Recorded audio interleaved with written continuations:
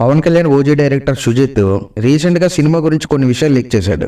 అందులో ముఖ్యంగా ఓజీ సినిమాలో పవన్ కళ్యాణ్ గారి క్యారెక్టర్ నేమ్ ఏంటో అతను బయట పెట్టేశాడు. పవన్ కళ్యాణ్ ఓజీ సినిమాపై ఎంత అంచనాలు ఉన్నాయో ప్రత్యేకంగా చెప్పక్కలేదు. ఇప్పటి వరకు వదిలిన posters, working Seales, glimpse fans కి పిచ్చెక్కించే. సుజిత్ స్టైలిష్ టేకింగ్, తమన్ ఆర్ఆర్తో అంచనాలు బాగా పెరిగిపోతున్నాయి. కాకపోతే ఓజీ షూటింగ్ ఇప్పుడు జరగట్లేదు.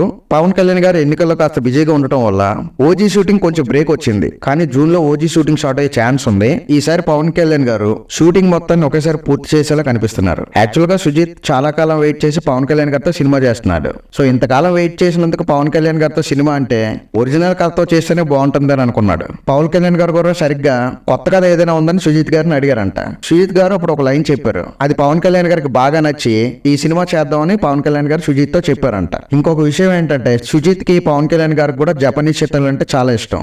ఓజీ మూవీలో పవన్ కళ్యాణ్ గారి క్యారెక్టర్ పేరు ఓజోస్ గంభీరా. ఓజోస్ అంటే మాస్టర్ అని, గంభీర్ అంటే హీరో అని సుజిత్ గారు చెప్పారు. సో ఇంకో విషయం ఏంటంటే ఓజీ అంటే ఒరిజినల్ గ్యాంగ్స్టర్ అని కూడా అర్థం వస్తుంది. సో ఈ పేరు కూడా అలానే పెట్టారంట.